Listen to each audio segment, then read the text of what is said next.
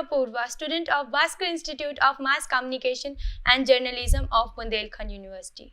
Today I would like to welcome Dr. S.V. Singh, who is the HOD of Biotechnology Department. Sir, first of all, we wanted to know your journey from the school-going boy to the HOD of Biotechnology Department. Thank you Apoorva. मेरी education जो है प्रारंभिक education जो है मेरी वो मेरे home town जो डिस्ट्रिक्ट है मेरा वहाँ से हुई है।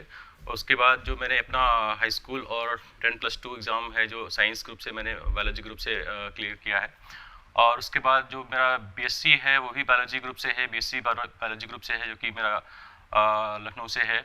और उसके बाद मैंने एक नेशनल एंट्रेंस टेस्ट होता है वो एमएससी बायोटेक्नोलॉजी करने के लिए जिसमें एडमिशन उसके थ्रू होता है वो मैंने क्लियर किया है। फिर मैंने एमएससी बायोटेक्नोलॉजी का कोर्स जो है वो कंप्लीट किया है। उसके बाद मैंने CSIR नेट JRF एग्ज़ाम दिया है और उसको मैंने क्लियर करने के बाद मैंने PhD में एडमिशन लिया है। और मेरी PhD जो है वो केंद्रीय औषधि अनुसंधान संस्थान central drug research institute Lucknow से है। और वहाँ से मैं PhD करने के उपरांत मैंने फिर अपने बुंदेलखंड विश्वविद्यालय झांसी में बायोटेक्नोलॉजी विभाग में असिस्टेंट प्रोफेसर के रूप में कार्यरत हूँ। लगभग 9 साल से अधिक हो गया है और अभी मैं पिछले 1 साल से विभाग में समन्वयक के रूप में, कोऑर्डिनेटर के रूप में भी कार्य कर रहा हूँ। That's very nice, sir. Sir, what are the courses available in your department? Currently, our department offering 3 courses. First one is BSc Honors Biotechnology, second is MSc Biotechnology, and third is PhD in Biotechnology. Thank you, sir. Sir, could you please help us which subjects are necessary in 12th standard to learn biotechnology further? BSc biotechnology में अगर आप 10+2 के बाद admission लेना चाहते हैं तो 10+2 में आपके पास फिजिक्स केमिस्ट्री बायोलॉजी या फिजिक्स केमिस्ट्री मैथ के विषय के साथ आपको 10+2 पास होना चाहिए। और इस तरीके से आप BSc ऑनर्स बायोटेक्नोलॉजी के पाठ्यक्रम में अपने बुंदेलखंड विश्वविद्यालय झांसी में एडमिशन प्राप्त कर सकते हैं, जिसके लिए आपको 10+2 पास होना आवश्यक है। इन विषयों के साथ PCM और ZBC जिसे बोलते हैं हम लोग, physics chemistry biology and physics chemistry math group से। Okay sir. Sir, what are the criteria जिसमें आप एडमिशन लेते हैं? और इसके साथ साथ देखिए BSc ऑनर्स बायोटेक्नोलॉजी की जो आपका है जिसमें आपने देखा कि 10+2 पास होना ज़रूरी है आपका साइंस विषय के साथ। और MSc बायोटेक्नोलॉजी में अगर आप एडमिशन के इच्छुक हैं, MSc बायोटेक्नोलॉजी में अगर आप एडमिशन लेना चाहते हैं तो आपको जो आपका जो ग्रेजुएशन है या डिग्री का है वो आपकी साइंस में होनी चाहिए। अगर आपकी साइंस में डिग्री है और पर्टिकुलरली इन बायोलॉजिकल साइंस बहुत ही अच्छा है। और इसके साथ आप बेसिक साइंस में जो BSc बायोलॉजी ग्रुप से बच्चे आते हैं वो इसमें एडमिशन ले सकते हैं। और इसके साथ साथ अगर बायोलॉजिकल साइंस में किसी अन्य विषय में डिग्री है तो भी आप MSc बायोटेक्नोलॉजी में एडमिशन प्राप्त कर सकते हैं। इस तरीके से आप BSc बायोटेक्नोलॉजी और MSc बायोटेक्नोलॉजी में अपना एडमिशन ले सकते हैं। और जिसमें जो एडमिशन क्राइटेरिया ये है कि अभी विश्वविद्यालय में इन दोनों ही पाठ्यक्रम में जो है एडमिशन की जो प्रोसेस है वो डायरेक्ट एडमिशन मेरिट बेस्ड पे होता है। और ये अगर दैट डिपेंड्स कि number of applicant, if number of applicants more than university can also take entrance examination, but nowadays the process is direct admission through merit based. And for if you want to take admission in PhD program, for PhD program में आपको admission लेने के लिए university अपना एक entrance exam conduct कराती है, उसको आपको क्लियर करना पड़ेगा। अगर आपके पास कोई नेशनल फेलोशिप है like CSIR net JRF, CJRF या गेट या फिर नेट है आपके पास, या फिर ICMR या DBT की फेलोशिप है, DST इंस्पायर फेलोशिप है, तो भी आप डायरेक्ट एडमिशन जो है PhD के लिए अप्लाई कर सकते हैं। Thank you, sir. This will help students a lot. Sir, after completing this course, what are the job placement criteria and where students can get jobs? देखिए जॉब की अगर हम बात करें बायोटेक्नोलॉजी का कोर्स करने के बाद अगर आप जॉब की बात करते हैं तो ये डिपेंड करता है कि आपने जो एजुकेशन किस लेवल की एजुकेशन आपने हासिल की है। अगर आपने BSc ऑनर्स बायोटेक्नोलॉजी करने के बाद जॉब करना चाहते हैं तो भी आपके पास गवर्नमेंट सेक्टर में भी और उसके साथ साथ आपके जो प्राइवेट सेक्टर हैं दोनों सेक्टर में भी आप जॉब के लिए अप्लाई कर सकते हैं। जैसे जैसे आपकी एजुकेशन क्वालिफिकेशन बढ़ती जाती है, आपने MSc बायोटेक्नोलॉजी कर लिया, MSc बायोटेक्नोलॉजी करने के बाद भी आप अच्छी जगह अप्लाई कर सकते हैं। उसके साथ अगर आपने PhD भी किया है, इसी क्षेत्र में PhD भी आपने किया है तो आपके पास और भी अच्छी जॉब के अवसर हैं। और अच्छी जॉब के साथ साथ अच्छा जो पद जो है आपको किसी कंपनी में या किसी इंस्टीट्यूट में या किसी यूनिवर्सिटी में आपको अच्छा पद भी मिल सकता है। और उसके अकॉर्डिंग जैसा कहने का मतलब ये है कि जैसी आपने एजुकेशन हासिल की है, अगर आपने बीएससी लेवल तक ही आपने अपनी एजुकेशन हासिल की है बायोटेक्नोलॉजी में, या फिर उसके बाद आपने एमएससी किया है, पीएचडी किया है, फिर पोस्ट डॉक्टर फेलोशिप भी आपने की है, तो इसके हिसाब से इसके साथ साथ जैसे क्वालिफिकेशन वैसी जॉब अपॉर्चुनिटीज हैं। तो अब अगर हम बात करें जॉब्स की, तो गवर्नमेंट सेक्टर में भी और प्राइवेट सेक्टर, दोनों ही सेक्टर में जॉब के बहुत अच्छे चांसेस हैं। बीएससी बायोटेक्नोलॉजी करने के बाद आप एंट्री लेवल की जॉब पा सकते हैं, लाइक क्वालिटी कंट्रोल ट्रेनिंग होते हैं, उसमें आप जो डिफरेंट कंपनीज हैं, फार्मास्यूटिकल कंपनीज हैं, और वहाँ पर अप्लाई कर सकते हैं। Even in government sector also you can apply for the food safety officer exam जो आपका होता है, उसके लिए अप्लाई कर सकते हैं। क्वालिटी कंट्रोल ऑफिसर के रूप में भी आप अप्लाई कर सकते हैं। और अगर आपने इसमें फिर फर्दर एमएससी बायोटेक्नोलॉजी का कोर्स पूरा कर लिया है, तो भी आपके पास बहुत अच्छे ऑप्शंस ओपन हो जाते हैं। एमएससी बायोटेक्नोलॉजी का जो आप कोर्स पूरा करते हैं, फिर आपको क्वालिटी कंट्रोल ऑफिसर और research officer, scientific officer, even some organization जो कि गवर्नमेंट ऑर्गेनाइजेशन है, वहाँ पर साइंटिस्ट बी की पोजीशन होती है, वहाँ भी आप अप्लाई कर सकते हैं इस फील्ड में। तो इस तरीके से हम देखते हैं कि बहुत अच्छे ऑप्शंस हैं, गवर्नमेंट सेक्टर में भी हैं, प्राइवेट सेक्टर में भी हैं। अगर आपने अपने पीएचडी, अगर आपने इसी क्षेत्र में अपने पीएचडी भी आपने कंप्लीट की हुई है, तो आपके पास एज ए साइंटिस्ट जो आपके भारत में बहुत सारे इंस्टीट्यूट्स हैं, नेशनल लेवल के इंस्टीट्यूट्स हैं, स्टेट लेवल के इंस्टीट्यूट्स हैं, वहाँ पर आप एज ए साइंटिस्ट आप अप्लाई कर सकते हैं। और उसके साथ साथ जो बहुत सी भारत में यूनिवर्सिटीज़ हैं, विश्वविद्यालय हैं, वहाँ पर आप असिस्टेंट प्रोफेसर, एसोसिएट प्रोफेसर और प्रोफेसर के रूप में भी अप्लाई कर सकते हैं। तो आप देखते हैं कि आप रिसर्च के क्षेत्र में जा सकते हैं, आर&डी सेक्टर में जा सकते हैं, आप शिक्षा के क्षेत्र में जा सकते हैं, आप फार्मा कंपनीज में वहाँ अप्लाई कर सकते हैं, आप एज ए मेडिकल रिप्रेजेंटेटिव उसके लिए आप जॉब उसके लिए अप्लाई कर सकते हैं।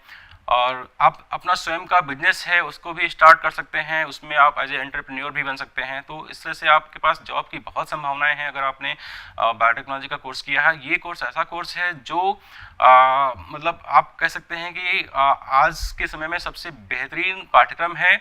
अगर आप बेसिक साइंस के छात्र हैं, जहाँ पर आपने फिजिक्स, केमिस्ट्री, बायोलॉजी से आपने 10+2 किया है, या फिर आपने बीएससी किया है, तो उसके बाद अगर आप इस क्षेत्र में आना चाहते हैं, तो बहुत बेहतरीन आपके पास अवसर हैं। इन सब पाठ्यक्रम को पूरा करने के बाद जॉब के बहुत ही शानदार आपके पास अवसर मिल सकते हैं, अगर आपने इससे इन पाठ्यक्रम को अध्ययन किया है। Okay, sir. Sir, anything you want to share with your students or any positive key points you wanted to share with your students?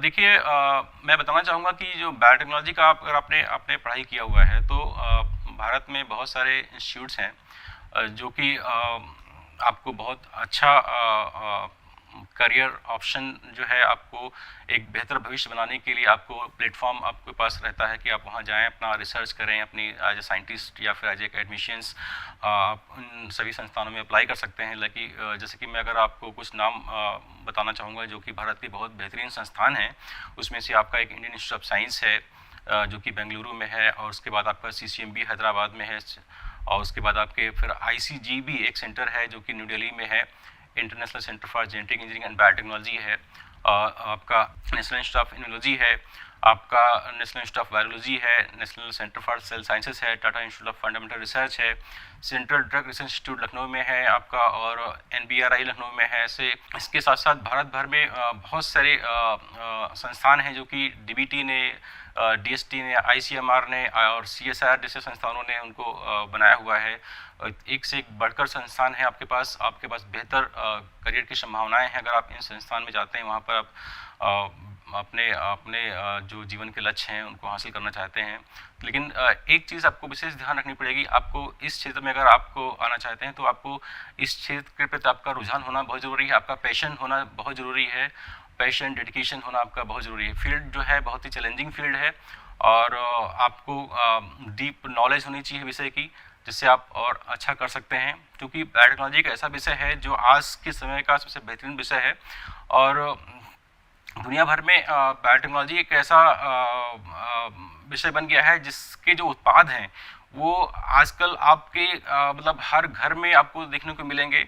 और मतलब आप छोटा से छोटा उत्पाद भी अगर आप देखते हैं तो वहाँ कहीं ना कहीं किसी ना किसी रूप में बायोटेक्नोलॉजी का इस्तेमाल किया गया है। जो एडवांस टेक्नोलॉजी है बायोटेक्नोलॉजी, वहाँ पर जो आज की डेट में हम देखते हैं कि बहुत सी गंभीर बीमारियाँ हैं, उनके निदान के लिए बहुत सी दवाइयाँ जो विकसित की गई हैं बायोटेक्नोलॉजी के माध्यम से, बहुत सी वैक्सीन्स बनाई जा रही हैं, बनाई जा चुकी हैं, एंटीबायोटिक का प्रोडक्शन है, different kind of drugs have been produced. ये सब जो है बायोटेक्नोलॉजी के माध्यम से हम अपने घरों में देखते हैं। जो ब्रेड का, अब बहुत सिंपल भाषा में अगर हम कहें, जो हम अपने घर में जो ब्रेड जो इस्तेमाल करते हैं ब्रेकफास्ट में, उसका भी कहीं ना कहीं, उसमें भी कहीं ना कहीं बायोटेक्नोलॉजी इन्वॉल्व है। आप दही खाते हैं, वो भी कहीं ना कहीं बायोटेक्नोलॉजी के माध्यम से ही बना हुआ है। सिरका का आप इस्तेमाल करते हैं। तो ऐसी बहुत सी चीज़ें हैं जो आपके घर से लेके आपके आसपास आप देखते हैं, वहाँ पर कहीं ना कहीं किसी न किसी रूप में बायोटेक्नोलॉजी को उसका इस्तेमाल किया गया है इन सब चीज़ों को बनाने के लिए। मतलब एक अपार संभावनाएं हैं बायोटेक्नोलॉजी के माध्यम से, आप काफ़ी कुछ कर सकते हैं। और इसके साथ साथ बहुत सी प्राइवेट कंपनीज़ हैं जो कि बायोटेक्नोलॉजी के क्षेत्र में बहुत अपना कंट्रीब्यूशन कर रही हैं। सबसे पहली कंपनी जो बायोकॉन जो भारत में आई, उसके साथ साथ बाद में भी आपने बहुत सी कंपनीज देखी हैं, लाइक उसमें आपकी पिरामिल बायोटेक है, सिप्ला बायोटेक है, रेनवेक्सी है, डॉक्टर रेड्डीज़ लैब है, और ट्रांस एशिया बायोटेक है। और इसके साथ साथ देखते हैं कि मेड जीनोम है। ऐसी बहुत सी कंपनीज़ हैं जो बायोटेक्नोलॉजी के क्षेत्र में बहुत बेहतरीन काम कर रही हैं और आपको एक बेहतरीन अवसर प्रदान करती हैं कि आप अपनी शिक्षा जो है बहुत अच्छे से प्राप्त करें, और उसके साथ इन कंपनीज़ में, इन संस्थानों में जाके अपने बेहतर भविष्य को आप बना सकते हैं। मैं चाहूँगा कि आप लोगों से मैं ये बात मतलब कहना चाहता हूँ। मैं चाहता हूँ कि आप अपना एक बेहतर भविष्य, अगर आप साइंस के विद्यार्थी हैं, बायोलॉजी के विद्यार्थी हैं, तो आप एक बेहतर भविष्य की अगर आप अपनी उम्मीद रखते हैं तो आप बायोटेक्नोलॉजी को, अपना एक बायोटेक्नोलॉजी का क्षेत्र जो है उसको चुन सकते हैं, जिससे आप अपने भविष्य को और अच्छा बना सकते हैं। और जीवन के पड़ाव को समझने में कि जीवन क्या है, क्योंकि बायोटेक्नोलॉजी का एक उद्देश्य ये भी है कि वो जीवन की जो रहस्य हैं उनको सुलझाने में कोशिश उसके द्वारा की जा रही है। और इसलिए बायोटेक्नोलॉजी अपने आप में एक सर्वोपरि सब्जेक्ट है, सर्वोपरि विषय है आजकल जीव विज्ञान के क्षेत्र में। इसलिए हम आप सभी से एक उम्मीद करते हैं, अगर आपके मन में कोई भी ऐसी कोई क्वेरी है कि अगर आप बायोटेक्नोलॉजी क्षेत्र में अपना करियर बनाना चाहते हैं, तो आप विभाग में आके आप हमारे शिक्षकों से, और आप अपने जो भी आपके मन में जो शंकाएँ हैं, जिज्ञासाएँ हैं, उनको आप उनसे बात करके उनसे आप सुझाव प्राप्त कर सकते हैं। मैं आपसे एक संदेश के रूप में ये बात कहना चाह रहा हूँ। Thank you so much for your knowledgeable point sir. हमारे लिए अपना इतना प्रीशियस टाइम निकाल कर हमारे पास आए। Thank you so much sir.